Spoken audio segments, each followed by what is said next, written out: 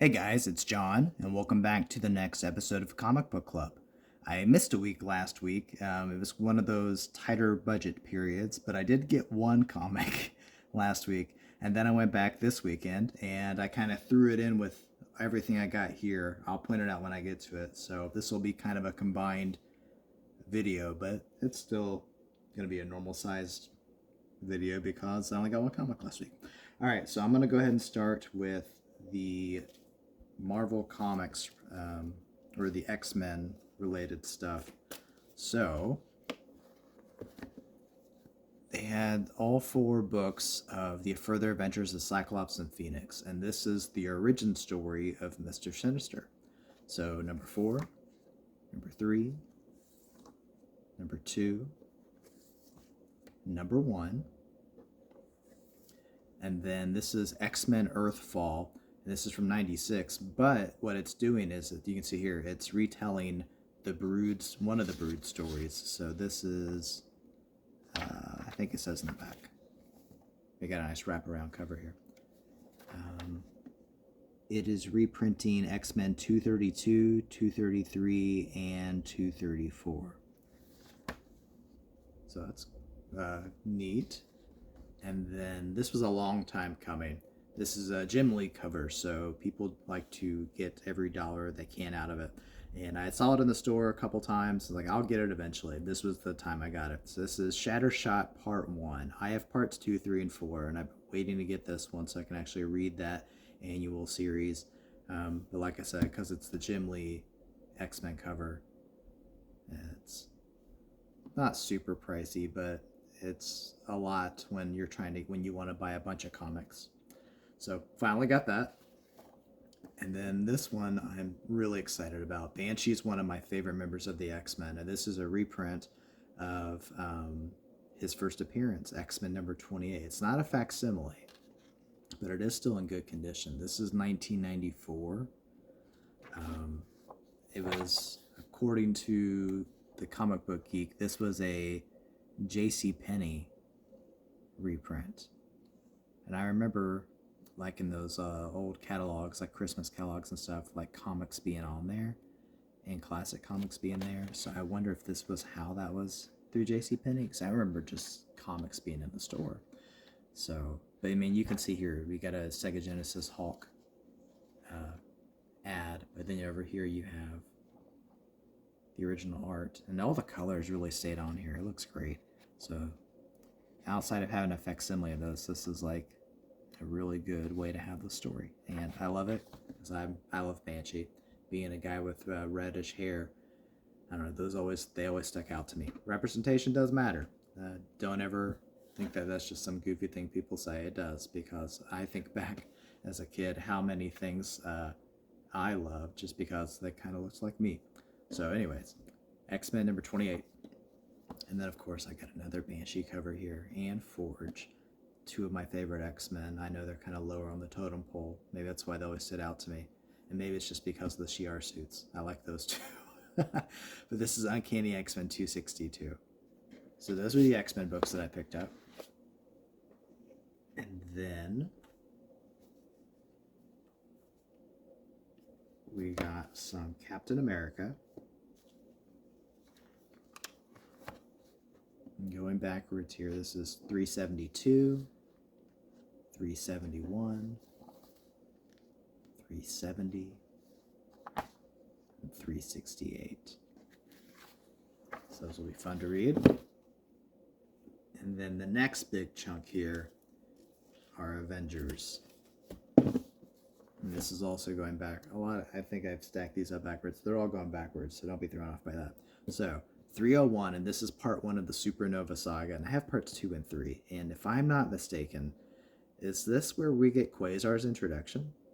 I think it might be, or at least him coming back as Marvel Boy from the original Marvel or Atlas comics or Timely comics. I'll have to go back and look on this, but I think it might be. And I've gotten pretty big into Quasar ever since reading the Galactic Storm series. I really liked that, and there's quite a few of those were like his solo comics that were part of the run. And I really was liking Wendell Vaughn's character. So if this is him coming in, that's going to be pretty neat. So 301, and this is Avengers when we get Fantastic Four members as part of the team as well. And here's where they first show up. Number 300, representing the new team. And we also get Gilgamesh. And then 299. I guess I misspoke, but this is not where they first showed up. This is when they first became part of the team. 299. 298. And then 293. 292.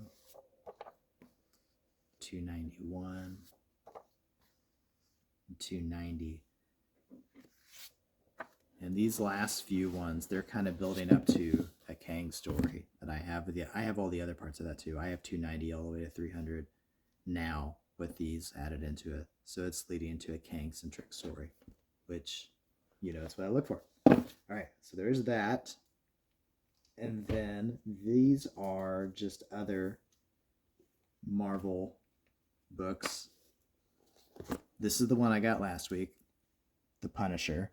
And you can tell why I picked it up. Atlantis Attacks. And then this week, I got the Daredevil Atlantis Attacks. I think there's only 2 more books. There's a New Mutants book. And then I feel like there's something else. But like the New Mutants isn't even an annual, so I'm wondering how much it even really ties in.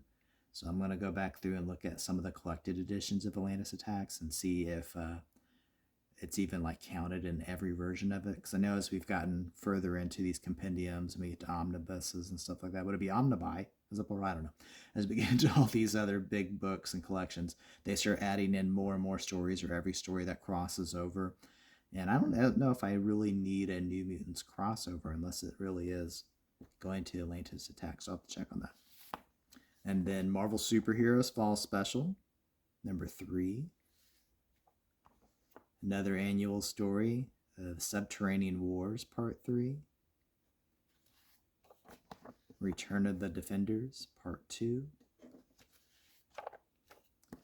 And this is Spider-Man, The Exile Returns. This is Part 2 of 4, but it's Spider-Man number 52. The Clone Saga's going on, and we got Scarlet Spider here.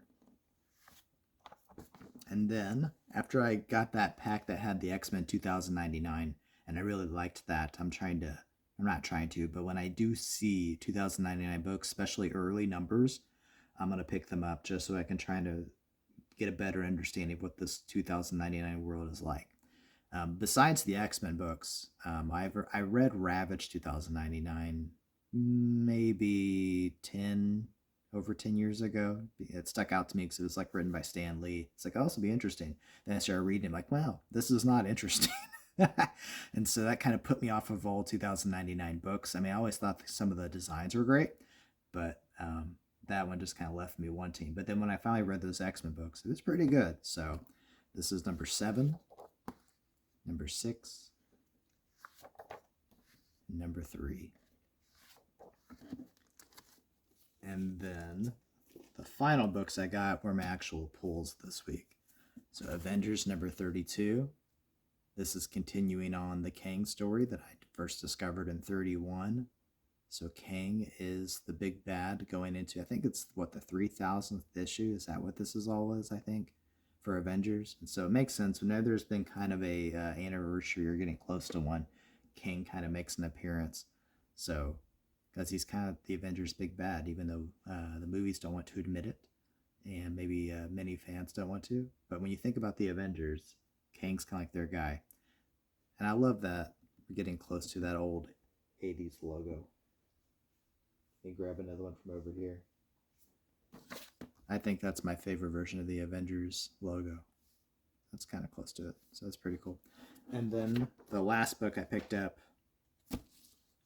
Facsimile, Batman number 47, The Origin of the Batman. This is the Joe Chill story. So I believe this is still, I think it's still Golden Age. Look at those designs. So yeah, some good pickups, some fun pickups. It's nice to be able to go back to the comic shop and actually get stuff, because walking around last week, it was weird. I was like picking through things, like, maybe I'll come back for that. I'll come back for that. And I'm sure the guys that run the shop who know me well, I'm in there like every week, probably thinking, "What's up with John? He's been here for like over an hour, and he has nothing in his hand." And then I finally walk up with one comic. No one said anything, but I'm sure there were thoughts thinking, "You all right, dude?" So, anyways, as I always say, Goodyear Comic Shop. I mean, that's all I found out about this Kang story. There's Go to the comic shop, you're going to be introduced to so many great things that are gonna that you might really love that you didn't realize you will. All right, so see you next time. Bye.